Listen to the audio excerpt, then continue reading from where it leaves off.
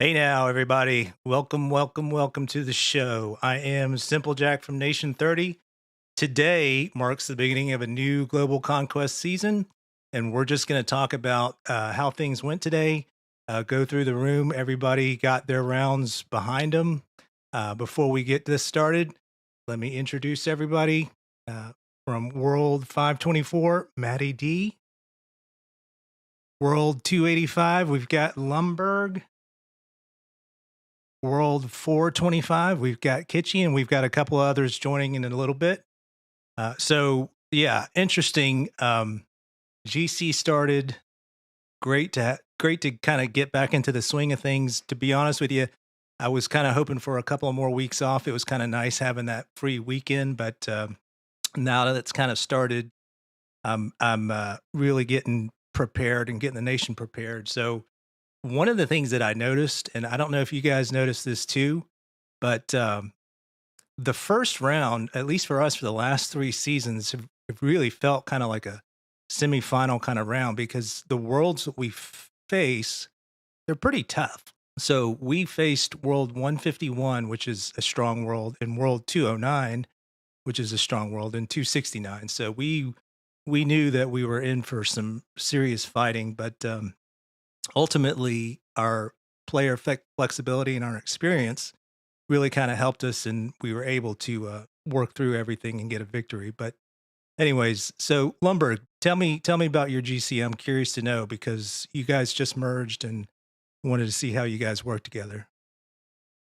Sure. Thanks, Jack. So we had a really good first round. So this was a really good bonding experience for a newly merged nation, right? So you kind of need a common enemy and not each other after a merge. So I think this really helped kind of put everybody together. Probably the first time that we struggled where people didn't have space to enter, right? So it's a newly merged nation. There's a lot of interest. So we had to set some rules around who can enter when. Our opponents, fought pretty hard. It was World 99, 175, and 242. 242, poor guys. I mean, they have only been merged once. Us, as well as 99 and 175, was merged twice. So, you can see it in just the number of participants. It's just kind of unfair. Similar to how you have in your nation, like, 269, they're only merged once, so they're going to have a very hard time competing. It was a really good round. We did win. We crushed it, but we did spend a lot of speeds and items to kind of get there. The score looks better for us than it really was. They were good competitors. Yeah, I see that. So you guys through 3 rounds at 117,000. That's pretty good. What was your breakup like? Did you guys max 2 rounds and then struggle in a third? No, we maxed the third round, and we won all 3 rounds. But second was our lowest. So I think we had 39 in the first, 32 in the second, and 45 in the third.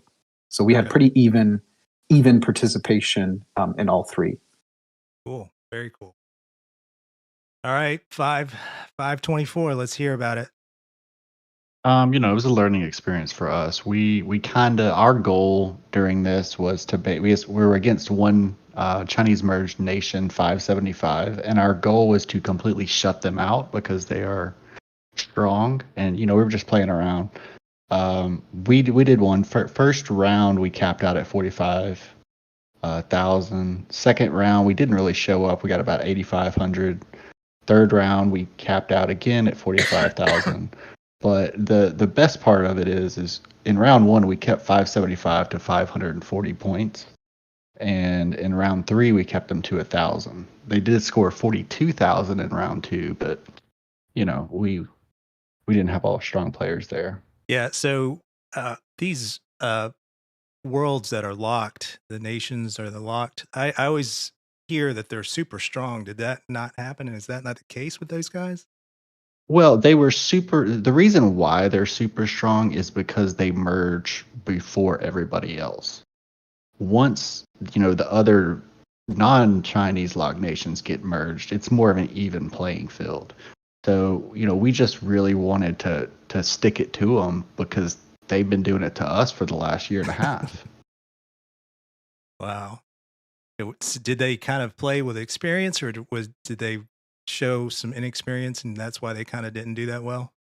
I mean, we just sent nonstop everything we had. We did not let them breathe. Like I said, we in the first round we kept them to 540 total points. Third round, 1,000 points. Yeah. So you guys stifled them from the get go. That's good. And it was a fantastic feeling. And this isn't even a Chinese merged nation that I really have a grudge against, but they were there, so why not? All right, Kitchy. 425. How'd it go?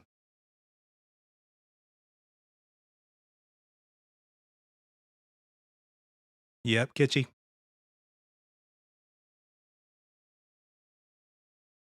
She's napping. Yeah, she's taking a nap. Hey, I'm not napping. Mm-mm. So So how was how did it go? 425? So 425, we had first and third round capped at 45. And Nice. then our second round was 42,370. So So we you guys won all three dominated. rounds. Who did you guys play against? Yes, we played against the 333, 443, no, sorry, 393, 443, and 466.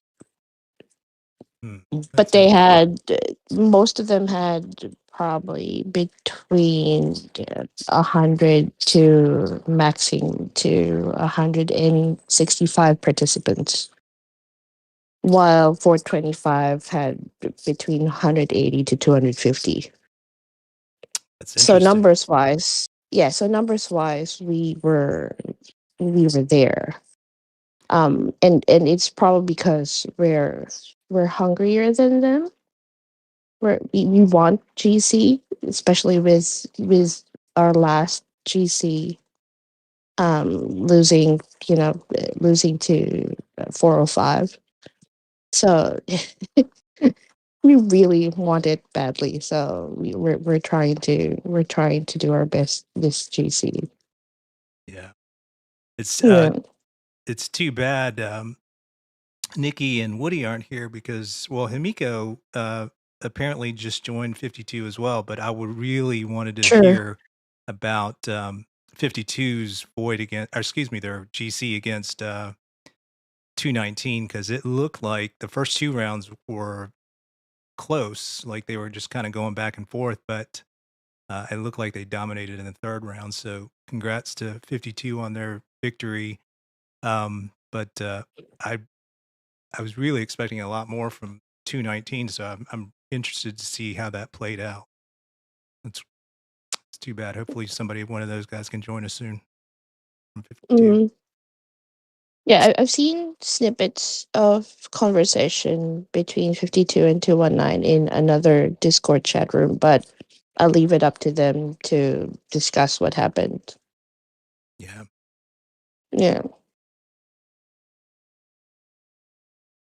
So our world, we were going against 151 and 209, which we saw as very strong worlds. And we were actually we changed our strategy completely. The way we used to do it last season was a particular way, and this way we concentrated everyone into 2 rounds at the end.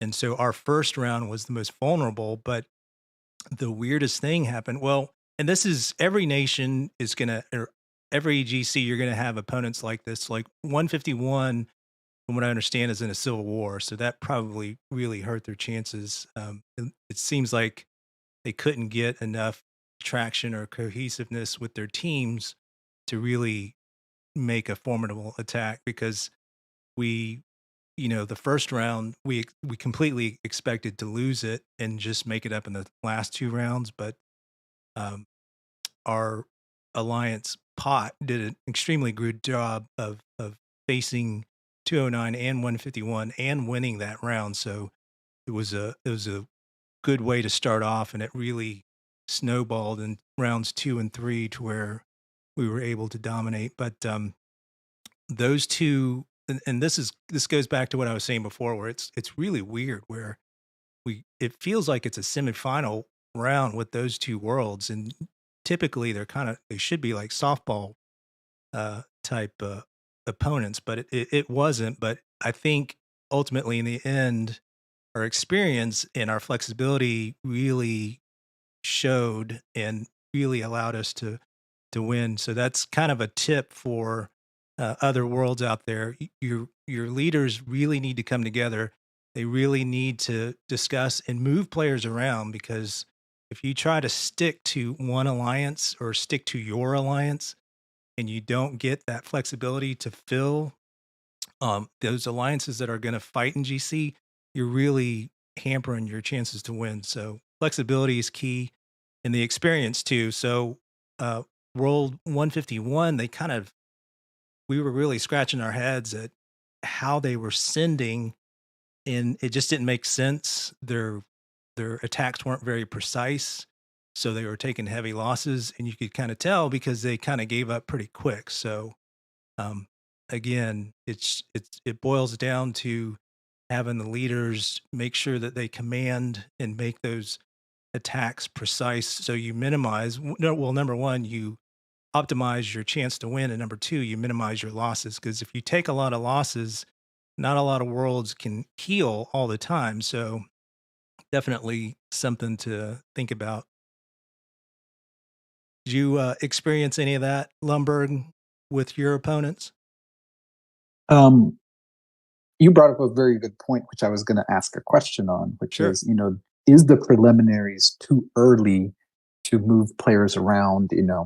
It's clear there's a huge advantage of having, more active fighters in the fight in the same alliance. Usually in preliminaries, you can kind of coast through without doing that. So I was impressed and surprised that World 30 did move around players. Did you guys move a lot? And one more thing that I've heard people say, but I don't think we've done effectively, is that if you run out of troops, can you exit the arena and allow somebody to enter? So those are the two things that I thought was worth talking about. If you Yeah. have that problem, some worlds don't have 250 people that actually log in. Yeah, absolutely. So we definitely like to coast in the early rounds. Typically, we don't move anyone until we start getting to the semifinals. But for whatever reason, the last 3 seasons we faced, like I think last year we faced World Two right off the bat, and they're a heavy hitter, so we couldn't just coast on these. We had to game plan for them. So with this GC against 151 and 209, we went against the grain about coasting, and we did trade out a lot of players. You know, and this is, words to all the other worlds out there. Just get your leaders in a room, decide who's going to go, which alliances can go, and who's going to move around so that you can fill all of your alliances that will be in that round. So we typically only had 3 alliances per round. And if for whatever reason we still had less than 250 people, then we would announce in GC that academies and other alliances could join, but only then. And it you definitely, to your other question, whenever people expend all their troops, just say bye, exit, and then bring somebody else in. I mean, that's kind of a given. I mean, you really, especially in the later rounds, you really need to do that. We did it for this one because we really felt that it was going to be stiff competition, but didn't turn out to be that way. Well, I would say in the 500s, it's pretty much coasting in the preliminaries. It's very easy to make it to the semifinals just because some worlds are just way stronger than others, and so we didn't move anybody around. We didn't have any game plan for this first round.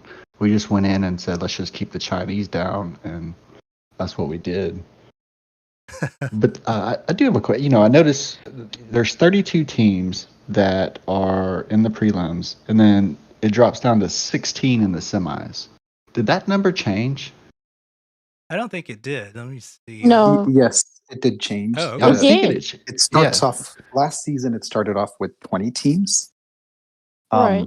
So you had a much easier chance to qualify to the semis, right? So Right. the 16 doesn't change. Sorry if I misunderstood the question.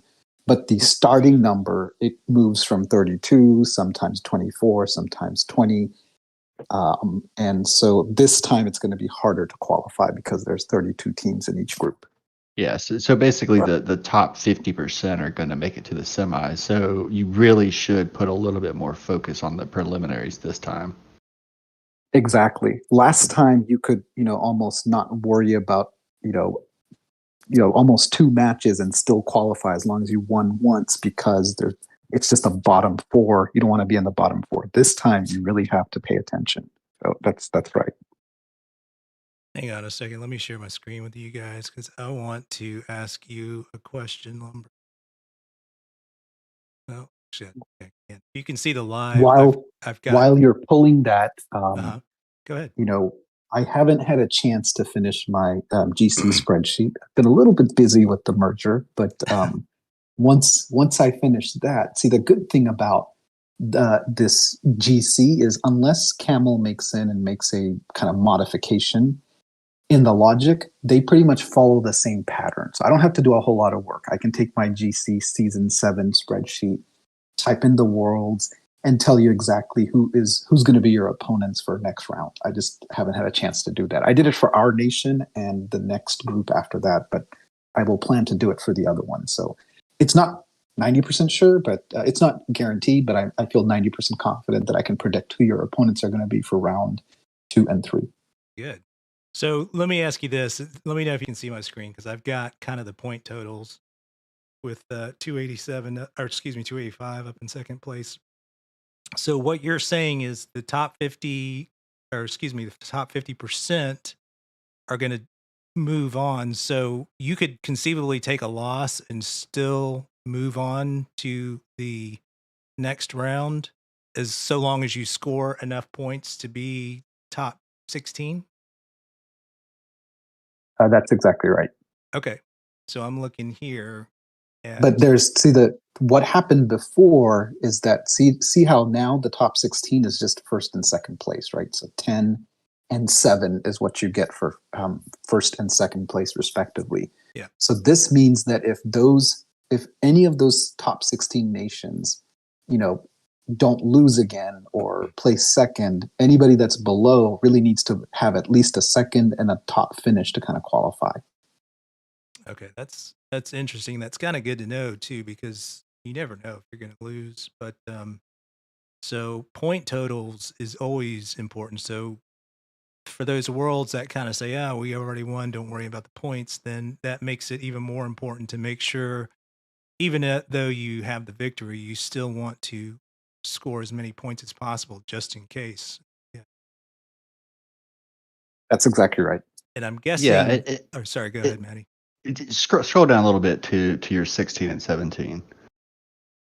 So, I mean, really, if you're looking at that, if you score more than 30,000 points across 3 rounds, you're gonna make it. So it's very easy to do still.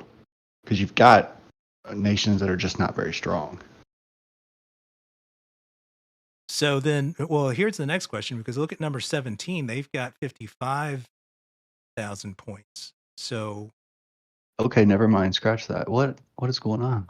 No, yeah, so let me explain that really quick. So Sure. you know the ranking of this, and sorry if I nerd out. GC is my thing, right? So bear with me or tell me to shut up if I go on and on. So first place gets 10 points, right? So the priority is on points. So if you have 20,000, let's say if you have 7 points, it doesn't matter how many GC conquest points you have. The season points, which is the first number, is going to be the primary sorting number. And then after that, it's like, okay, if two people have both first place, they'll get 10.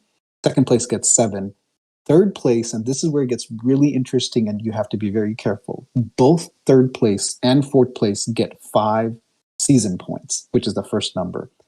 Yeah. So, that's where you're, if you are one of the unlucky ones where you're vying for that second place, you really have to keep in mind that, there's no difference between third and fourth, but, you do get the GC points, but that, the most important criteria is to hit second or first. You need to hit those. Third, there's no difference. You get no points for third, other than if you tie with someone, you're going to come ahead with the GC points.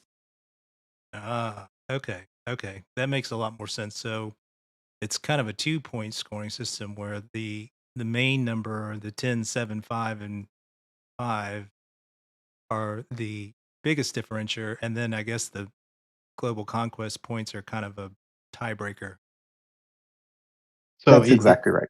Is it safe to say in most cases that if you win one first place, that, I mean, you're probably going to make that top 16 with this many teams? What one first place per, every 2 weeks? So you're basically saying if you win the first and you come last in the second and third one, you have 20 points. Is 20 points enough to get you qualified? I want to say yes, but let me just double check.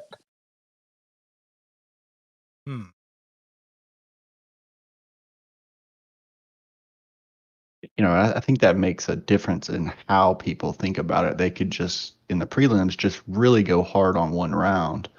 But then again, if a lot of teams do it and they go hard on different rounds, then it kind of washes. Then does that mean that the global conquest points then kick in? Like what Correct. Track pointed out. Yeah. Yeah, so if you look at 1, 2, and 3, they all have, well, the top 8 all have 10 points. So from there, they're ranked from their total points. Mm.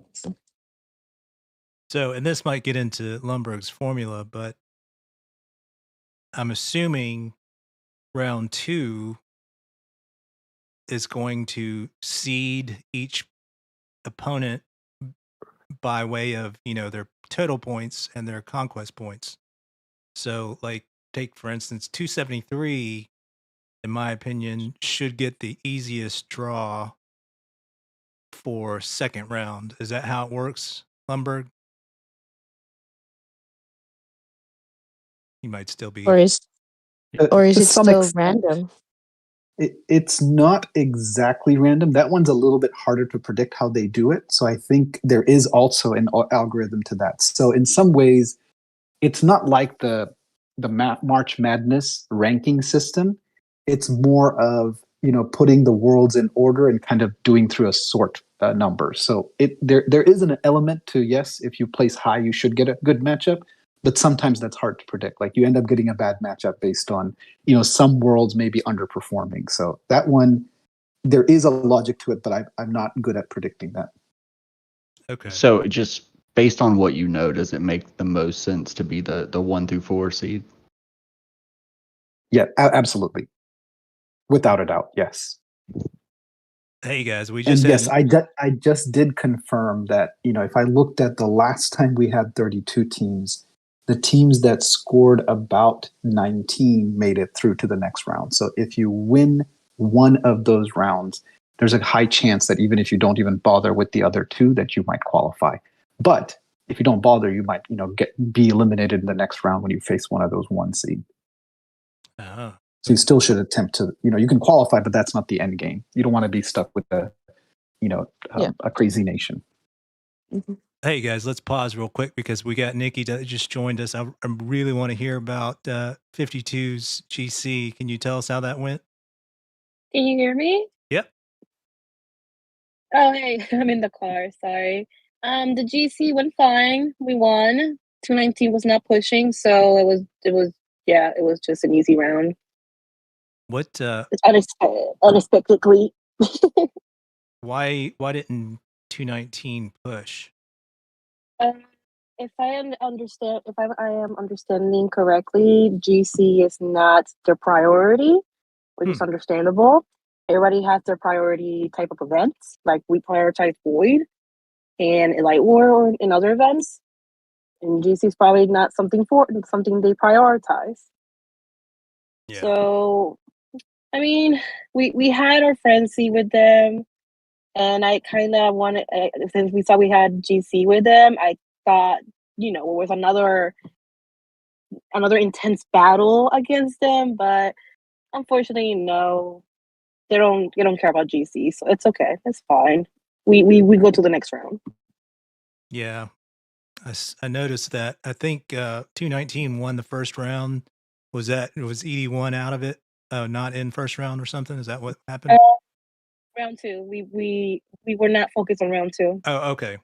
I knew that there was one round where 219 maxed out, so I assumed that ED1 just didn't. That was the round that they chose not to go. Yeah. So then your nation does it as well, and I think most nations do this anyway. I mean, we only did it because I'd rather not lose against them again.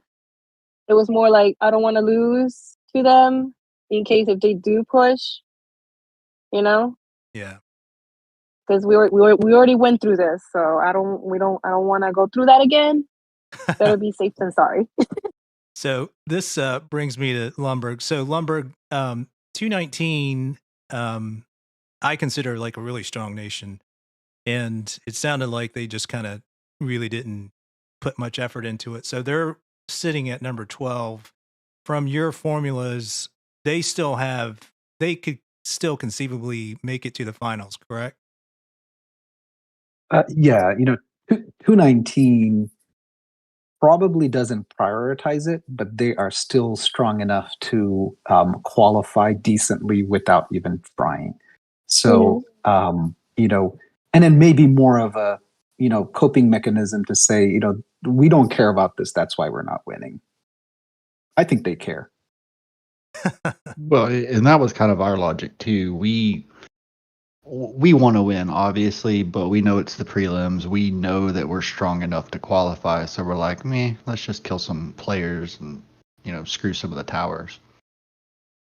All right. I mean, I still think they have a chance to reach semi. I mean, for now, it's all about points, so they can still rank up if they get an easier, like, doesn't matter easier or hard, they can still rank up if they push. Yeah, so would it make sense for 219 to try to push into that 4 or 5 through 8 bracket where they are? I mean, if they want to reach semi, that's their decision. Sorry, that's their decision. If they don't care, then they wouldn't. They can just save up for other events that they care about. It's just, it's whatever they want to do. Well, I was asking Lumberg, like, logistically speaking, would it make sense for them to try to get 5 through 8 so they're kind of paired with 9 through 12? It's hard to kind of sense that, but I'll just use common sense, right? So if you think about it, they definitely want to reach the semis or the next round because it's additional merit for all the players. It's and so if they really wanted to reach the semis, they can just ramp up the gear no matter who they face. So if you really think about it, this matchups, as Jack mentioned, it's a little bit random and the luck of who you get. Some of these matchups are hard enough to be a semifinal, right? You're going to play some of these same players again. So I think they're strategic in when they decide to give effort and when they don't. Meaning, all the other of us chumps are spending all of our speeds and effort, let's say, to rank 1 to 4, then they're ranked 16, they match with us, they spend a bunch of speeds and then just take it away, right? So there is some smartness to that thought process that, hey, we will just focus on it when it matters. And if they choose to, they can. If they don't choose to, they shouldn't. But regardless of how you think about it, everybody should care enough to reach the next round because it's a good merit for it's really good rewards for this event, which I think they're well positioned to do at second place. They can easily get there. How many Yeah, more I mean, there's good rewards, but I think the sheer cost of what GC costs to the average player might not be worth some of the rewards. But that's this game in general sometimes. Yeah, I remember somebody made a comment because that email you get about congratulations, here are your fine rewards. Everybody's like, yeah, fine rewards. Okay. So Lundberg, how many more rounds till the top 16 are determined? Just 2 more. There's always 3. Okay. So 2 more rounds, and then whoever ends up in the top 16 slots are the ones that are going to go forward. Yeah, I'm interested to hear your predictions because I really want to know who we're going to be facing next. Hopefully we can coast for a while, because that's the other thing too that Lundberg, you mentioned, is you do expend a lot of speed or resources to win sometimes, and it's, a lot of alliances anticipate on kind of coasting a bit. So if you get a tough first round, like say 219 did, then maybe they do make that strategic decision to, they're not going to beat 52, so they just kind of make sure they come in second, stay in the shadows, and then turn it on later, so they're not expending a lot. But luckily, Yes, with our that's world, exactly right. we haven't had that problem. But I'm sorry. Go ahead, Lumber. Yeah, that's exactly right. And it does help to know who you're going to have, but you can't really predict that. So I have been wrong in this spreadsheet before if I ever finish it, but I did finish it for World 30. So do you want to hear who you have? Yeah. Take it with a grain of salt, but you have 157, 219, and 278 for the next round. Speaking of 219, great. Yep. Now they get to turn it up against us. Okay, And so then you have 163, 242, and 249 to finish up. So that looks like an easier matchup. Okay, do me. I haven't done the 500s yet. All right, so you're saying 157, 219, and who was the third? 278. I don't even see him. Oh, here. They're not merged, so they're gonna get. There's just no offense, but no contest for them. Yeah. Okay. 157. They're not merged. It's second time. Have you done mine yet, Lum? No, I did up to 376. What about me? I can tell you yours. You have 171, 242, and 286 for next round. Ooh, we're gonna see chicken. Is chicken back? Nah, I think he's still on vacation. Right. Maybe. Mm. Wow. Now there is no refunds if I'm wrong. So Yeah, just keep that in mind. Like you said, a grain of salt. Well, I appreciate that. And then insight. Nikki, for the last, you have 175, 206, and 269. Well, yeah, that would be easy for 52.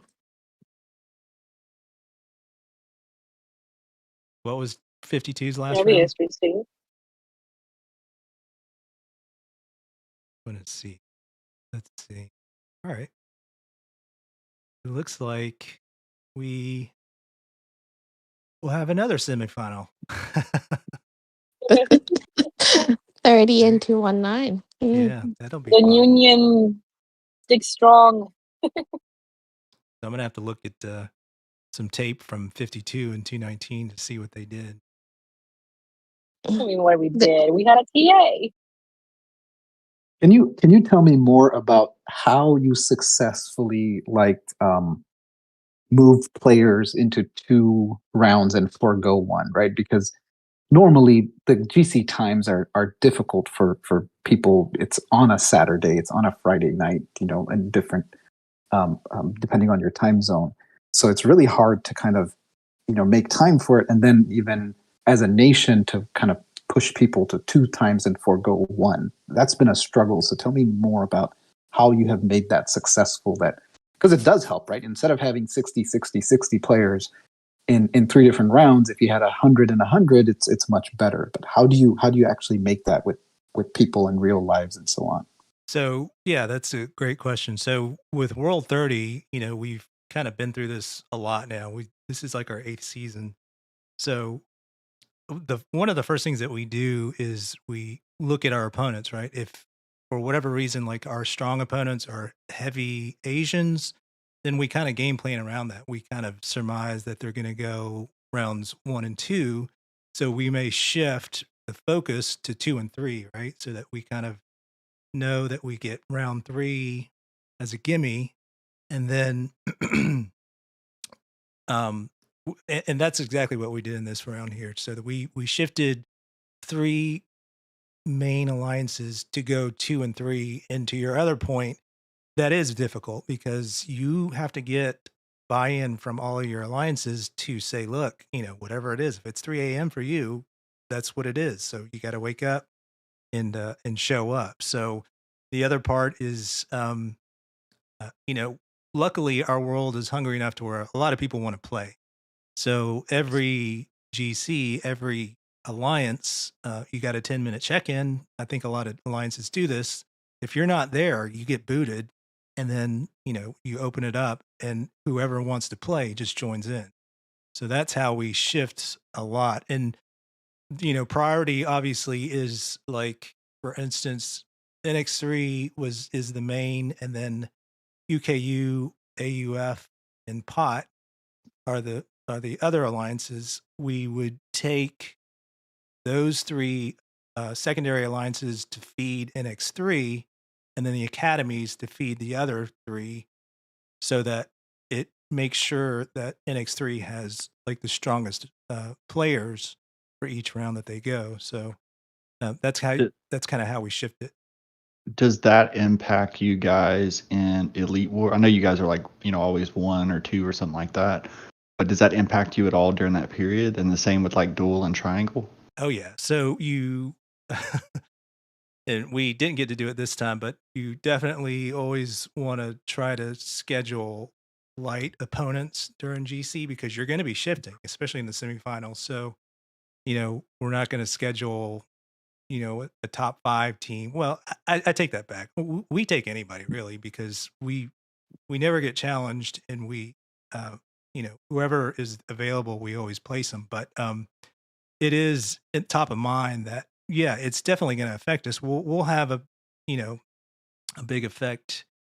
Actually, let me look it up because we have an Elite Wars tomorrow, and we could conceivably lose because we did anticipate a big. So we're up against World 1 in Elite Wars tomorrow, but we anticipated this was going to be a very difficult round, so we did a lot of shifting. So I don't know what the number is.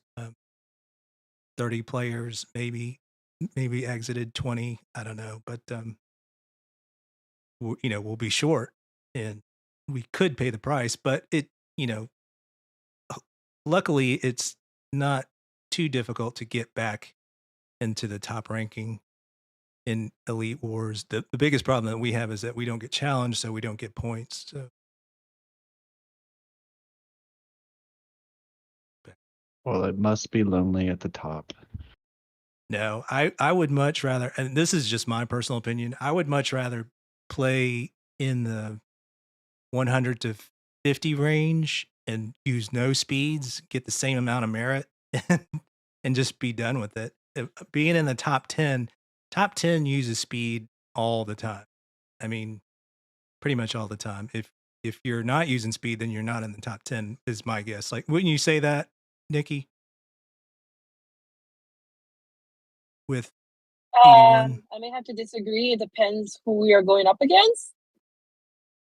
Well, I mean, when you're Like, facing a top 10 world, I mean, pretty much everybody in the top 10 is going to use speed when you face them, right? Yeah. Like if you face top 10 people or top 15, then obviously they're gonna try to win against you. So they'll try to speed. But if you have total control of the center, they just give up. So it just depends who's your opponent. Yeah. My guess though is that everybody that's in the top 10 is worth their salt. So they're gonna, you know, they got there for a reason, and typically it's they're strong. Number one, and two, they use speed because speed, in my opinion, is the game changer for Elite Wars. Because as soon as you take the battle onto their side, you're already halfway there. Well, I think we're the first nation in the 500s that made top 50, so we're about to hit a wall. All right, so back here. So, but the other parts of your question, yeah, there is some DoD and Triangle conflicts there, but the cooldown period for that's only like a day or two, right? Yeah. 3 days. Isn't it 3 days? I thought it was a I day or think two. it's It's only 7 changed. days. I think it changed. For It's Elite Wars, it's different. 7 days, but DoD Yeah, Elite and Wars is Triangle. 7 days. No, one's 3 days and one's 1 day. I think Triangle Wars is 3 and DoD is 1. I think. Okay, maybe that's what it is. Yeah, I'm not really sure, but one's 3 and one's 1. I don't know which one's 1.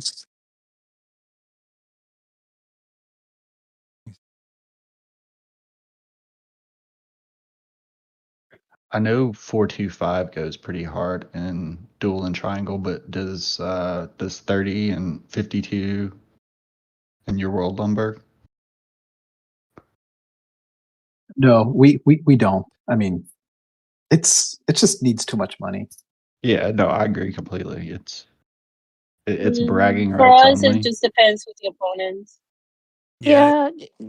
Our last Triangle War, we just went hard because it was 457, and we've had them for Elite War, Battle Frenzy, Void. So it was like, oh, come on now, dude, just don't. And they're a Yeah, Chinese block nation as well, so yeah, yeah. Aren't they all mid rangers there too? yeah. Yeah. So our leaders in World 30, they're versed enough to know the opponent, and they can just tell us whether we can use no items, meaning that the opponent is going to be a easy opponent, or if we need to go purple or gold or whatever the case may be. But we, in my opinion, DoD and Triangle, those are events for spenders to kind of showcase their spending. So, but Agreed. yeah, we Triangle's don't the really. worst. We've been fortunate enough to win a lot in these events, but I wouldn't say that we go super hard on them.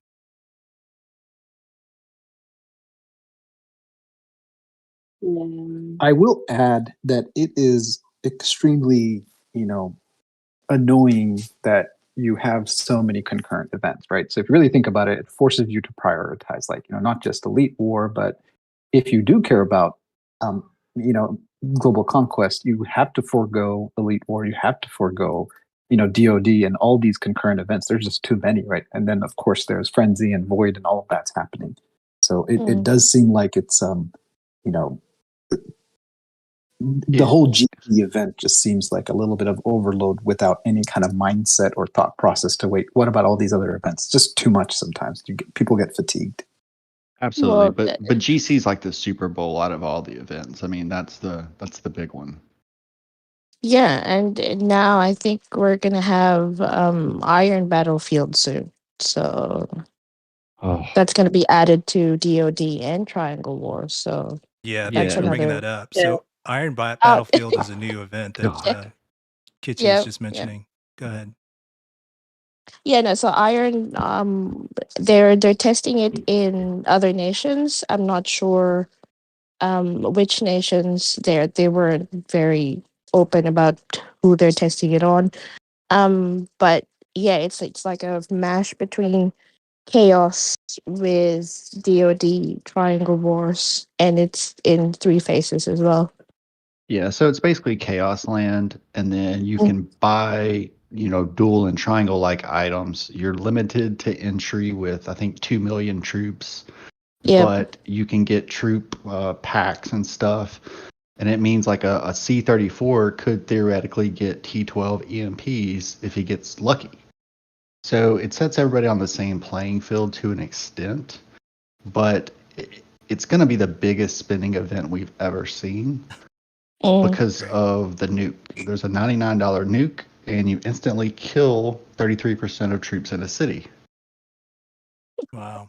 So, And the whales will just nuke everybody because once you have like a preliminary round on one island, and then the highest ranking players move on to the next island and then the next island. And eventually you're just going to end up with an island full of whales that are nuking each other as fast as possible. Yeah. Yeah. So so phase 1, you're allowed to nuke other nations. Phase 2, you're allowed to nuke your own nation. So until phase 3, it's basically just all whales, like Maddie said. Well, no, that's phases. So each island has 3 phases. Oh One, wow. and then once that island is done, the top scoring players move on to the next island, and then that island's got 3 more phases. So it Oh whittles good. down more and more to the top level spenders, and the only way to get there, and as the phases go on, you cannot heal troops. So that means whoever kills the fastest wins. So, real quick So question. You said that it's kind of like Chaos Land. Is this like real time battles in Chaos Land where you send troops, or is this like DoD and Triangle where it's kind of turn based, where you're just, you No, look at them? it's real time. no, Oh, it's real wow. time. Wow. Okay. Yep. Mm. So technically, you're gonna have 9 phases, so 3 per island. Is that what you Correct. say, Maddie? Oh God. Yeah, Okay. you start off on the green island, and then that whittles down to the blue island, and I think finally the red island. And Ah, awesome. I mean, in that red island, the spending on that guy is probably going to be $200,000. Like, Yeah. it's going to be crazy. Wow. Goodness So, me. so from a monetary perspective, Camel is really incentivizing this whole nuke thing and spending as much as possible because you have to win as fast as possible because you can't heal your troops. Wow.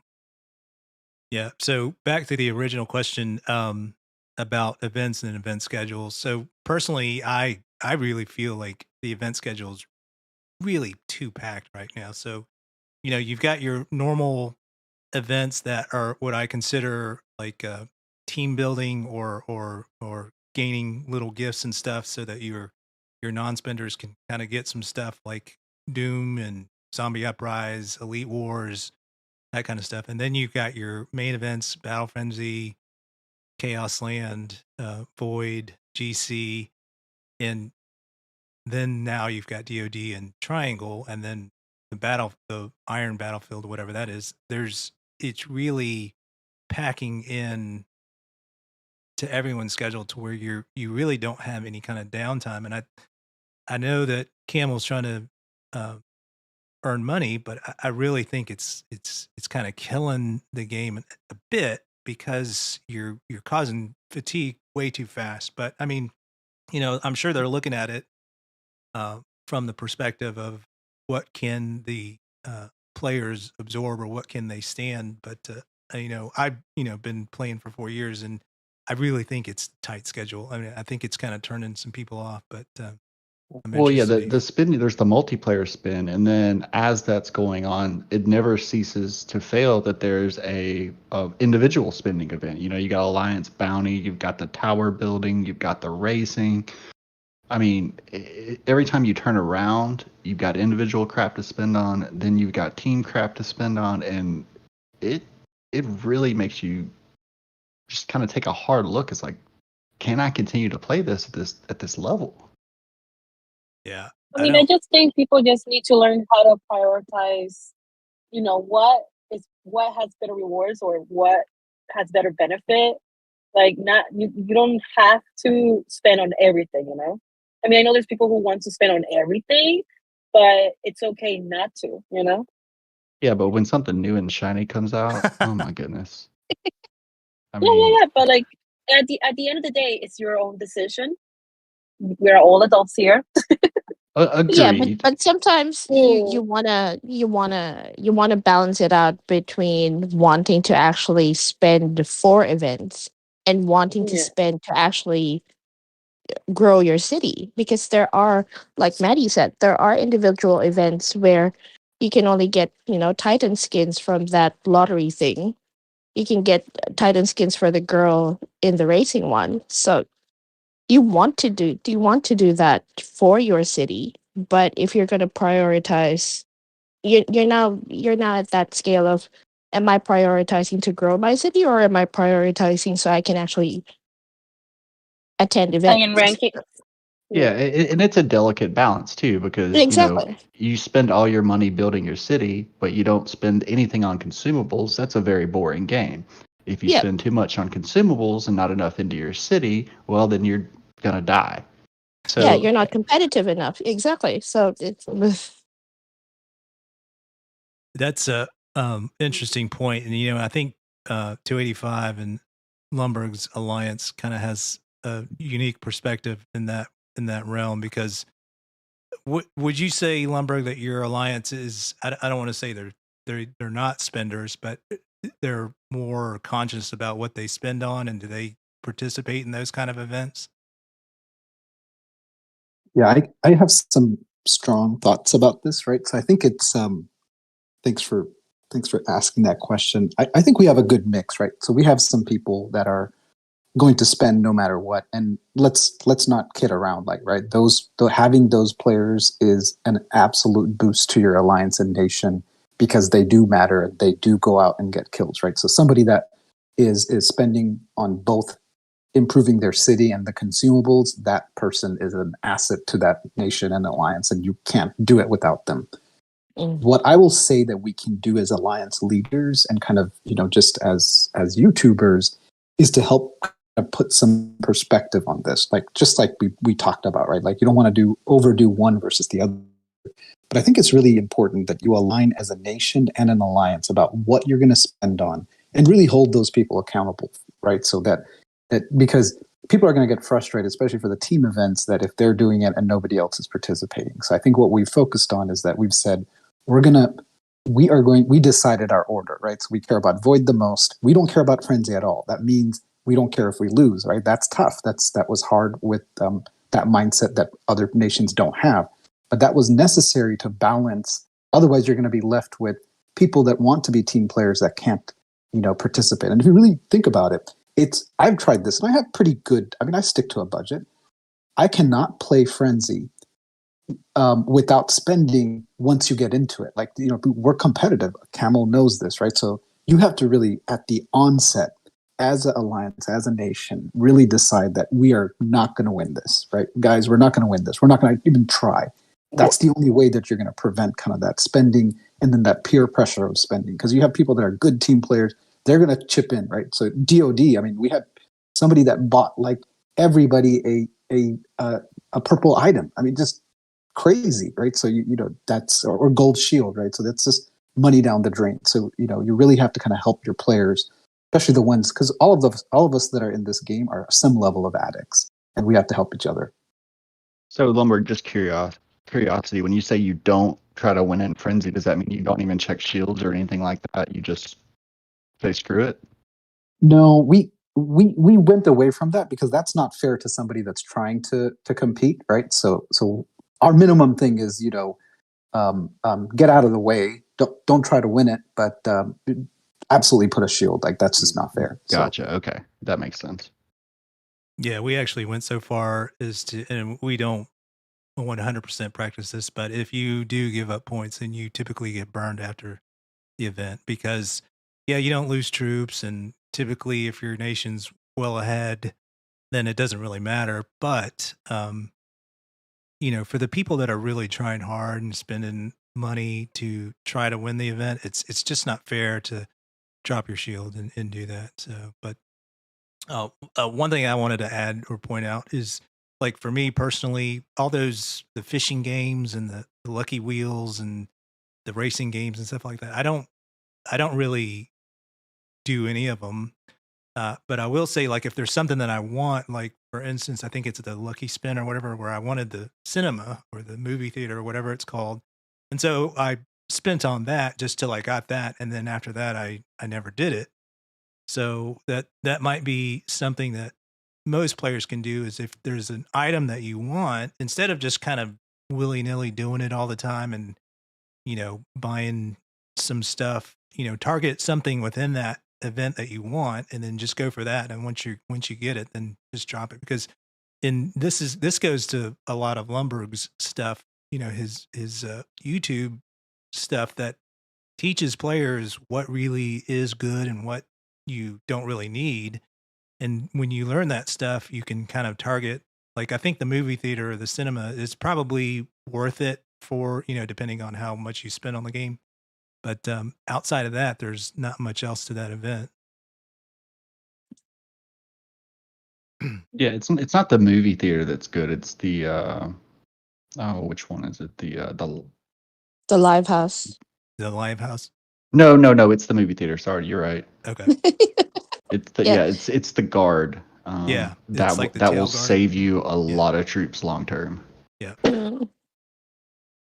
No, but that makes sense. It's like concentrate on one. So if you're concentrating on officers, concentrate on officers. If you're concentrating on Titans, concentrate on that. If you're concentrating on warplanes, then concentrate on warplanes. Don't just go officers, Titans, warplanes. That's expensive. Yeah. Yeah, I mean, I tell new players do 50% officers, 25% Titans, warplanes, and 10% consumables and 15% equipment early on. Because officers definitely give the most bang for the buck. But then the higher you get, you really kind of need to focus in one place, unless you're just a mega whale. Yeah, and I can't imagine for new players what it's like kind of coming up, because a new player has to build all that stuff. When I was coming up, we didn't have Titans, we didn't have a lot of stuff. And so we were able to concentrate on just equipment. Like, by the time Titans came out, my equipment was already maxed, so I didn't have to put towards, equipment plus Titans plus, some of the other stuff. So being an older player helps in that respect, where I already had stuff already completely done that I didn't have to worry about it. I can't imagine what it's like now. That's true, because at first it was just officers and equipment, and then zombies came out, and then Titans, and then warplanes. Yeah, so yeah, that is true. Yeah, and Limerick has a really good spreadsheet on, at least from a stats perspective, where they come from and what percentage come from where. And officers for a new player are definitely the most bang for the buck. Yeah. Oh man. So let's see. All right, we're coming up on an hour. We kind of touched on GC. Is there anything else that we wanted to touch on GC? Anybody see any questions in the chat? We need to thank V-Time for his contribution. Hey, V-Time, thank you, thanks V-Time. very much. And I see he's still picking on Matty D. I think V-Time might be the next. I can't remember that guy's name, but the guy that Matty D always goes up against. Raziel. Oh, there you go. Yeah. Yeah, that guy. He's special, like extra chromosome special. So he's what, double XY? He what? He's double XY? Whatever you want to call him. I don't know. He's definitely special. And then, all of his little lackeys. Oh my goodness. There's a lot of special people in game. We've encountered most of them. Well, and that's the thing is I lose brain cells arguing with these people, and I can't stop. I don't know why I can't stop. V-Time says that's the extra chromosome. Thanks a lot, V-Time. I appreciate that. Thank you, man. I guess there is one thing, we can kind of touch on. Okay. So on the warplane, we finally got some people that unlocked that purple disruptor that we thought was going to be amazing. And The Disruptor EMP? yeah, disruptor Yeah. EMP. That Yep, is yep. And not me. it absolutely exceeded expectations and is Really? an Oh, absolute game changer. god dang. So I need to push for it then, right? Yes, I was going Yeah. to slow roll it, but after seeing it in action, it is insane. Okay. And that's amazing because you pretty much did a 180. I mean, you were almost dead set against doing the warplane, right? I mean, you knew the value, but you were just kind of miffed that they released another thing like this, right? Yeah, I was miffed.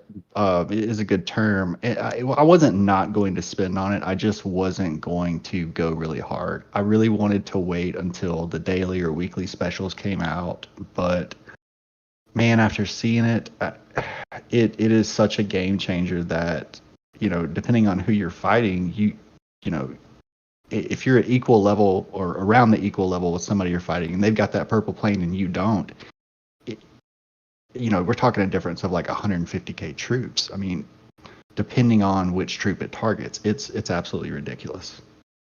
I've been watching. I think it's Pool and Bleed God that first got the golem, and just watching that because it adds to your front line. Yeah, It's like, wow, okay, that's awesome. And then now seeing this disruptor, it's like, okay, it's yeah, like I guess, and the golems too, man. Early on, yeah, it's pretty nice, but once you get about 10,000 of them dropping, it mm, seems to be that as soon as they die, the next set drops, and it's crazy. But one interesting thing about the golems is in Duel of Dominance, I don't know on Triangle, the golems only work on attack; they do not work on defense. Interesting. Which I guess that makes sense because you could have a C-38 sitting there with just Titans and just dropping golems, and no one gets past the tower. If you have a mega whale, for instance.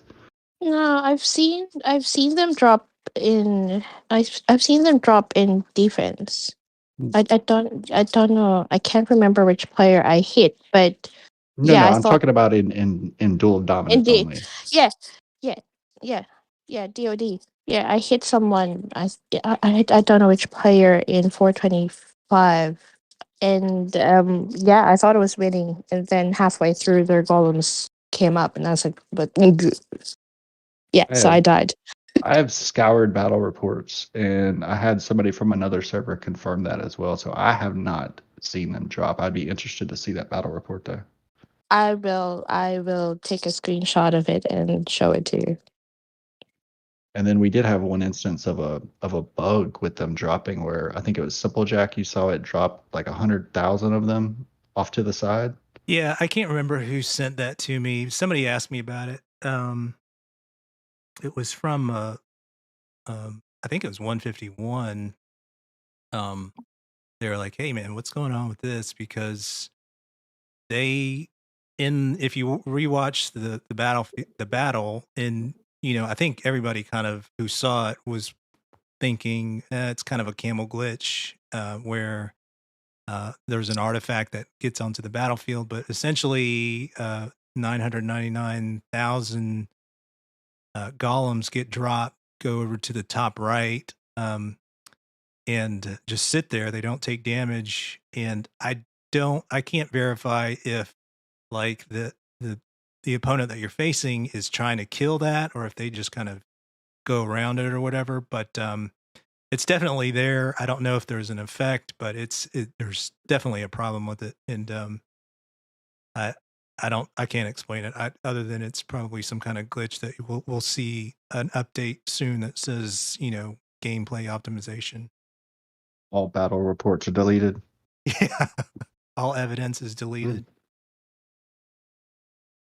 So yeah, I need to I get think to this this. is very good feedback on the warplane because a lot of people try to ask like, "Hey, what should I be spending on?" And it seems clear that this is something that, for the people that will spend regardless, is something they should be spending on.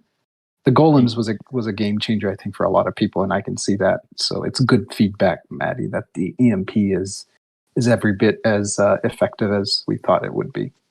Yeah, it's just absolutely amazing. And what does it do as you level exactly? that skill, it can actually hit multiple targets. I think up to 3 at a time, which is insane. And I will Yeah. add this tidbit that. Sorry, go ahead. No. You know, It's I was just adding that my plane is still low level green. Bounty just started, so I'm going to use the bounty quest to level it up. I have enough to take it to like the second green tier, but I do practice what I preach. I'm not spending it. I am going to wait, unlike Maddie, who gave in for the daily packs to come in, because that to me is, I'm going to spend it. It's just a matter of when. It does me no good. I'm still going to be a weakling in the mind. Somebody's going to be stronger, so I'm okay waiting. So if you can Yeah. wait. Well, if your world is, over a year old, I would say the plane is going to be the best bang for the buck on spending, just getting it to purple.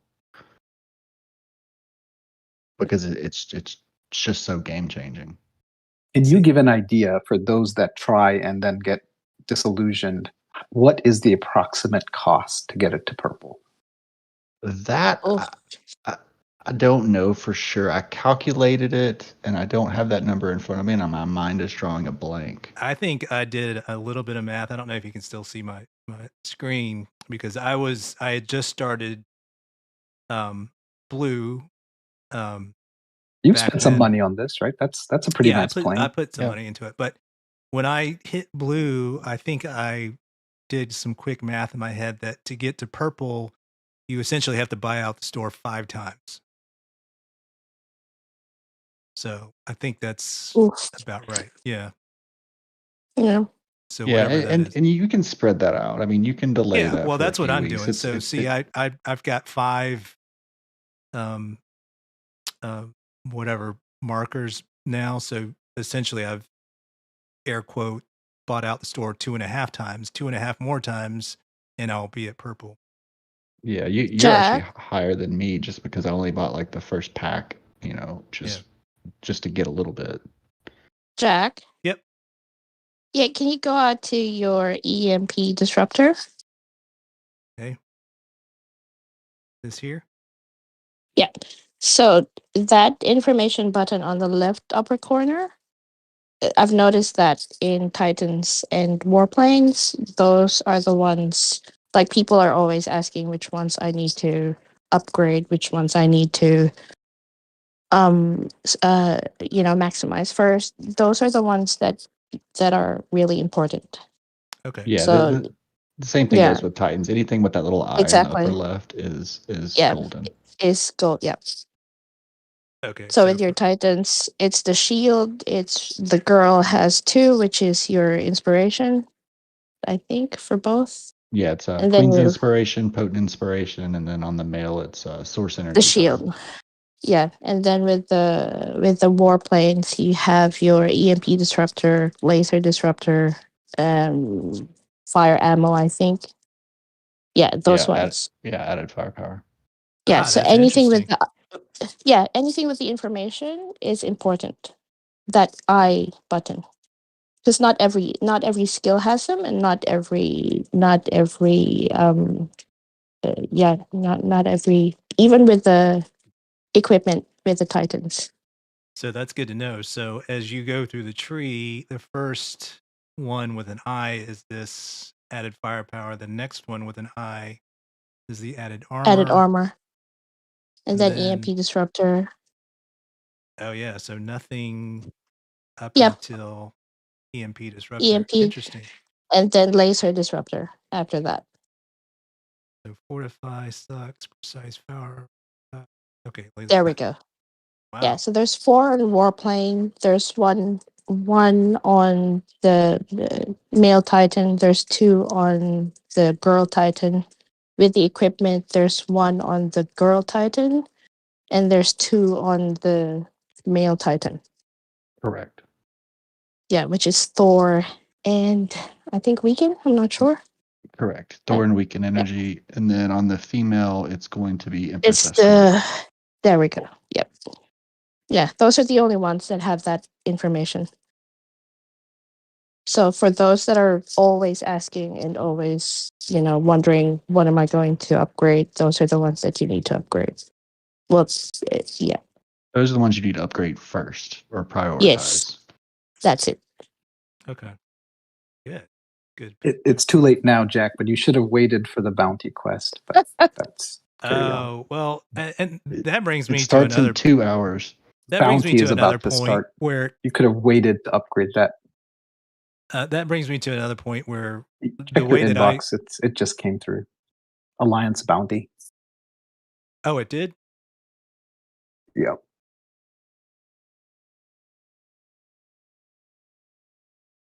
Oh. That brings me to one thing where Alliance Bounty, that's the one where you can just buy packs, right? To No, get that bounty? no. Yeah, I mean, I guess if you're Jack, you can just buy pack. If you're Well, me, I'm I just not wait saying to that. save items and then use them as I need them. But yes, Well, Yeah. the point that I was It's the making is that so I see people do that all the time to where they're saving up their items and not upgrading their cities because they're waiting for the bounty so that they can Bounty. get the points there. And my point is instead of doing that, why don't you save your buys that you're spending because you're going to buy that stuff, buy it, and then upgrade it. You know what I mean? So you're kind of doubling your bounty, if that makes sense. So if you buy, you could be getting bounty on it. If you upgrade, you're getting bounty on it. But if you wait, if you buy before the bounty, but I guess one limitation to that is that you only have 2 or 3 days, or how many days? 5 days to buy what everything you need. it's too Yeah. long. It's 5 days. But Okay. yeah, I generally do agree that you shouldn't hold off upgrading your city too much and just playing with a weaker city just for this stupid event. So I will agree. And yeah. you can easily get the 12,500 points to get the extra bounty reward. So yep.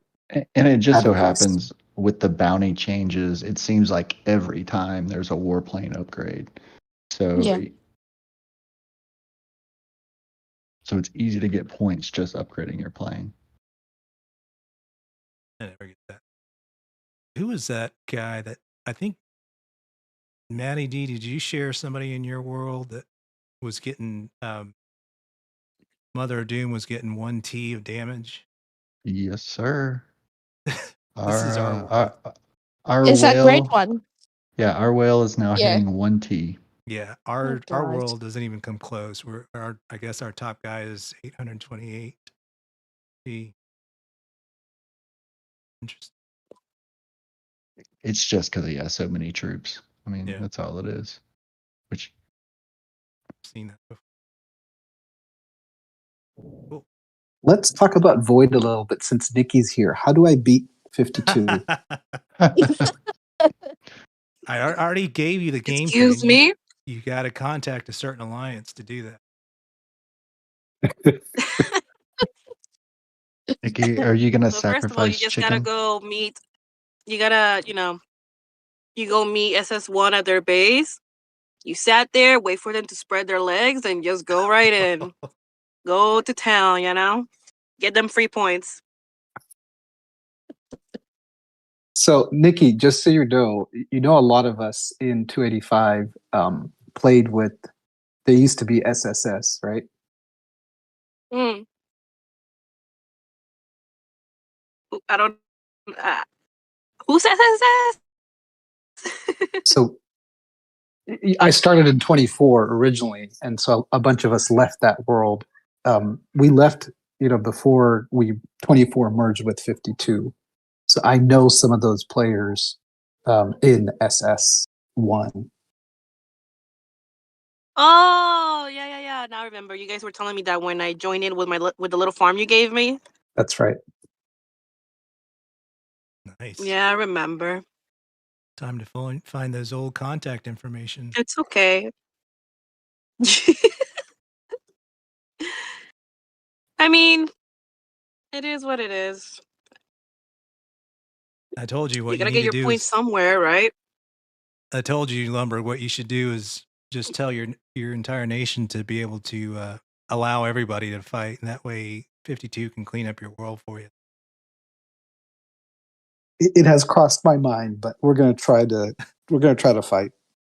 In And other I words, don't want to win by hitting SS1, but if they offer, we're definitely not going to say no. I mean, come on. So if there's something open, we'll take it. But no, I'm not contacting to set up something. No, we're not going to play that way.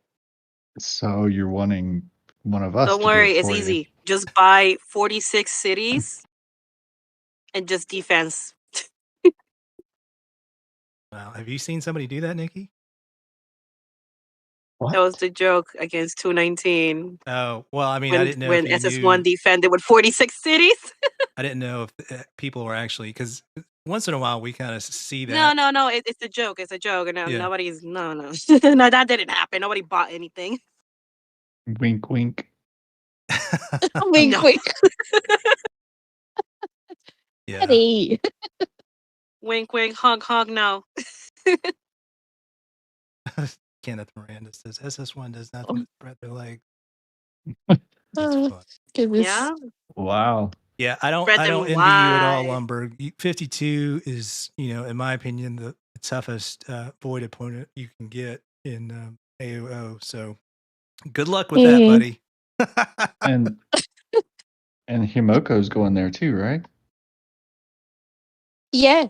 You know, for some odd reason, we have all the TikTokers and YouTubers on our side. I know. I know. Woody's there, and Himiko and you. And who Oxy's else? Is there another? Oxy's there, yep. Well, Yeah. we Yeah. have Himiko's original world in Void this time, so 3:30. yes. No. 3:30, yep. Yeah, she's 3:30. Yep. I think we're Yeah, getting but don't worry, too. Lumber. We're gonna have a great video together. What you're saying is basically if and when we mess up, it's going to be on every single platform by multiple content creators. Great. Yes. Probably. Tick. All it takes Multiple- is one time, and you're gonna get Yeah. a Nikki video. It's the master plan of 52 propaganda. Because apparently I'm the main cause. I'm the main 52 propaganda to all the haters. But now we got more. We're gonna spread the news of 52. Well- it's gonna be on 3 channels, Lumberg. Nikki's, Woody's, and Himiko. And maybe Oxy. Oxy And maybe Oxy as well, yep. Mm-hmm. So what's your main So, concern okay. with 285 and 52? Is it just because you're newly merged, you haven't had enough time to kind of situate all the alliances yet? I feel like you had enough time. I mean, how long ago were you merged? I think he's just not ready to compete at that level. It's a huge jump for any world to go against 52. Like that's a scary thought for a lot of nations. Yeah. Yep. Yeah. I mean, we would have loved to have fought 52 probably in another 2 months because we're still sorting out getting used to battle commands and all of that. Like recently merged, our alliance merged, right? So none of that's an excuse. We're still going to give it our best, and it's going to be whoever gets whoever cleans better. We're going to be busy cleaning the world. If we don't finish it, I'm sure 52 will help us clean the world when we're there. So, but yeah, we're going to try to give it our all. I just would have liked it if we fought maybe 2 months later. And I mean, if 52 loses, that's You never know. Anybody can win. Anybody wouldn't can that win. be something? I will say from what I've seen from 285 before the merge, their fighting style is very methodical and very well thought out. So it's not easy just on their alliance. It's not easy to get points off of them, but I can't speak for the rest of the world. Which that if I were you, Lumberg, that would be my main concern is how well is everybody going to shield up? And to be honest, a newly merged world, they're still pretty attentive. There's still a lot of fat, but at least they're kind of into the game now because they just got merged. So hopefully your guys will shield that need to, but I'm hoping your DNA that from the old 285 transferred over to the new 285.